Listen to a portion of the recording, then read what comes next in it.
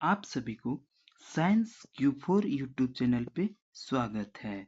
आज हम देखेंगे क्लास 10th की साइंस पार्ट 3। इस चैप्टर 1 हम लोग पढ़ रहे हैं, that is chemical reaction and equation.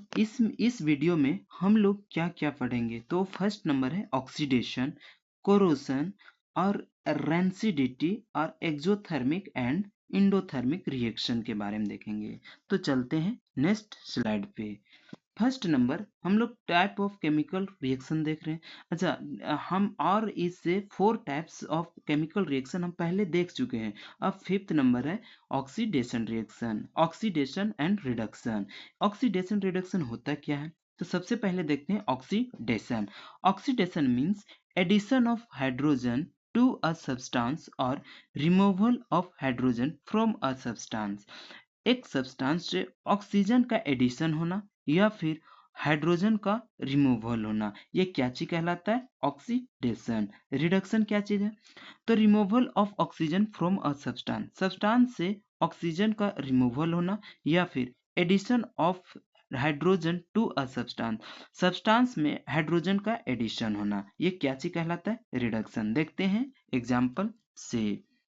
सबसे पहले यहाँ कॉपर और ऑक्सीजन के बीच जब रिएक्शन हुआ तो ये क्या चीज बना, कॉपर ऑक्साइड। तो यहाँ पे क्या देखें कि यहाँ पर ऑक्सीजन का क्या हुआ, एडिशन हुआ। जब ऑक्सीजन का एडिशन हुआ तो ये कौन सा रिएक्शन होगा, ऑक्सीडेशन, ऑक्सीडेशन होगा। अब देखते हैं सेकेंड नंबर। सेकेंड नंबर है जब कॉपर ऑक्साइड को हाइड्रोजन से रिएक्शन कराया जाता है तो कॉपर प्लस में H2O बनता है, दैट इज वाटर। यहाँ पर कॉपर से ऑक्सीजन का हटना भी हुआ और हाइड्रोजन में ऑक्सीजन का एडिशन भी हुआ। तो यहाँ पर ऑक्सीजन का कॉपर से हटना कौन सा रिएक्शन कहलाएगा, तो removal of hydrogen from substance, substance से ऑक्सीजन का रिमूवल हुआ, इट मींस ये रिडक्शन है। क्या, कौन सा रिएक्शन है, रिडक्शन रिएक्शन। और यहाँ पर हाइड्रोजन में ऑक्सीजन का एडिशन हुआ, तो ऑक्सीजन का एडिशन कौन सा रिएक्शन है, तो ऑक्सीडेशन रिएक्शन। तो ये कौन सा हुआ, ऑक्सीडेशन रिएक्शन, ऑक्सीडेशन रिएक्शन। और ये दोनों जिस रिएक्शन में होगा उसी को बोलते हैं हाँ, ये दोनों हुआ, ये रिडक्शन है और ये ऑक्सीडेशन रिएक्शन है। चलते हैं नेक्स्ट स्लाइड पे। अच्छा, ये ऑक्सीडेशन और रिडक्शन जिस रिएक्शन में होगा उसी को हम बोल रहे हैं रिडॉक्स रिएक्शन। कौन सा रिएक्शन, रिडॉक्स रिएक्शन, याद रखिएगा रिएक्शन। अब चलते हैं नेक्स्ट स्लाइड पे। नेक्स्ट स्लाइड पे देखेंगे effect of oxidation in daily life. हमारे डेली लाइफ में ऑक्सीडेशन रिएक्शन का क्या इफेक्ट है। जैसे पहला कोरोजन, कोरोजन क्या है, when metal exposed to air, moisture, water, acid etc for some time a layer of oxide is form which weakness the metal, hence metal said to be corroded. कहने का मतलब है corrosion किसको बोलेंगे, तब अगर कोई भी मेटल एयर, मॉइस्चर, वाटर या एसिड के संपर्क में आए कुछ टाइम के लिए तो उस पर एक लेयर ऑक्सीडाइज हो जाता है, लेयर फॉर्म हो जाता है, जिसके कारण वो क्या चीज हो जाता है, वीकनेस हो जाता है। हैंस इसी को हम लोग क्या बोल रहे हैं, corrode, said to be corrode. अच्छा, जैसे कि रस्टिंग ऑफ आयरन, आयरन में रस्टिंग होना, आयरन पे जंग लगना, black coating on silver, silver पे ब्लैक कोटिंग होना, या फिर green coating on copper, copper पे ग्रीन कोटिंग होना। अब क्वेश्चन उठता है कि ये जो हमारा प्रॉब्लम है इससे बचा कैसे जा सकता है, बचा कैसे जा सकता है, तो how to prevent corrosion, corrosion से कैसे हम सुरक्षित रह सकते हैं। तो देखते हैं, corrosion of metal can be prevent by painting, painting करके, ग्रीसिंग, पेंटिंग करके। जैसे हम लोग देखते हैं कि आयरन, आयरन पे हम लोग पेंट कर देते हैं ताकि वो कोरोजन से बचा जा सकते हैं। ग्रीसिंग, ग्रीसिंग भी करके हम एयर का संपर्क हटा सकते हैं। गैल्वेनाइजेशन, गैल्वेनाइजेशन में क्या होता है, जिंक का परत मेटल पे चढ़ा दिया जाता है, जिंक का मेटल परत पे चढ़ा दिया जाता है। अब आता है क्लोरिनियम प्लेटिंग,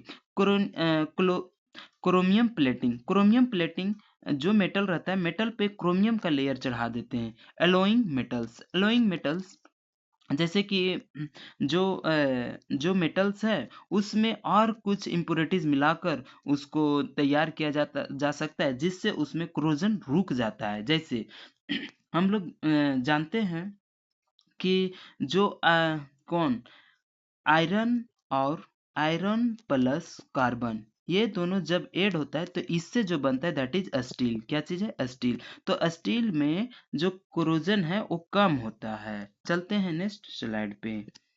अब इस पे हम देखते हैं कि effect of oxidation in daily life. हमारा डेली लाइफ में ऑक्सीडेशन का इफेक्ट क्या चीज है? जैसे रेंसिडिटी। रेंसिडिटी क्या होता है?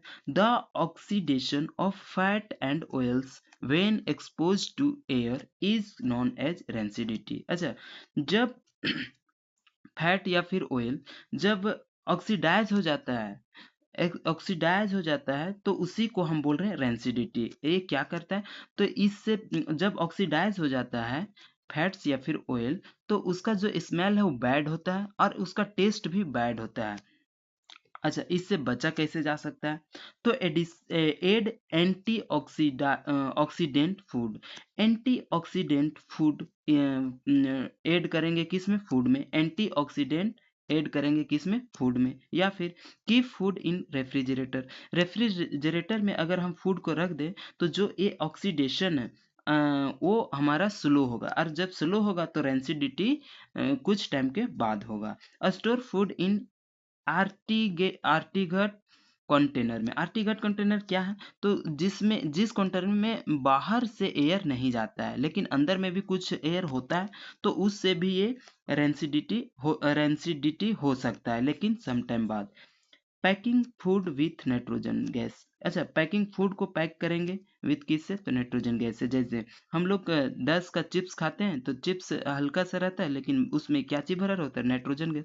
नाइट्रोजन गैस भरे रहने के कारण वो 1 से 1.5 महीना तक क्या रहता है? प्रिवेंट रहता है, सुरक्षित रहता है। अच्छा, अब क्वेश्चन उठता है कि एंटीऑक्सीडेंट क्या है? एंटीऑक्सीडेंट BHA और BHT है, ब्यूटिलेटेड हाइड्रो हाइड्रोक्सीनिसोल। और फिर BHT क्या है? ब्यूटिलेटेड हाइड्रोक्सीटोलिन। हाइड्रोक्सीटोलिन BHT। चलते हैं अब नेक्स्ट स्लाइड पे। Chemical reaction.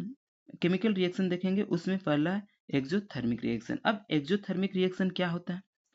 It is a reaction in which heat is released along with formation of product. Product के फॉर्मेशन के साथ में क्या चीज रिलीज होता है? हीट। उसी को कौन सा रिएक्शन बोल रहे हैं? Exothermic reaction.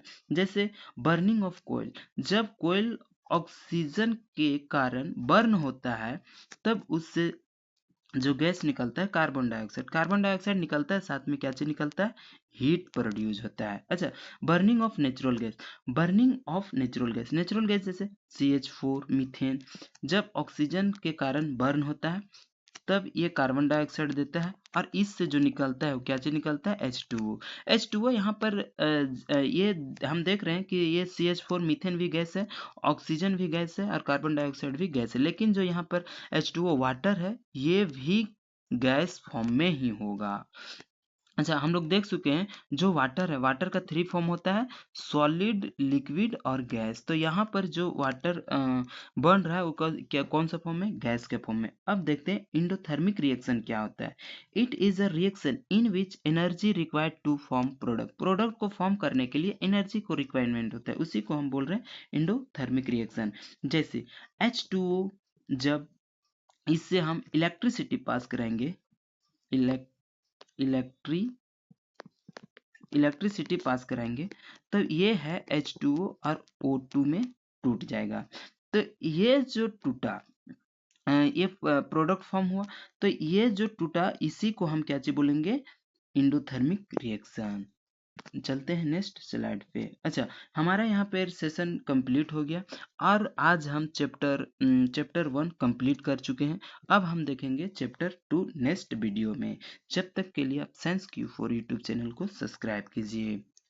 Thank you.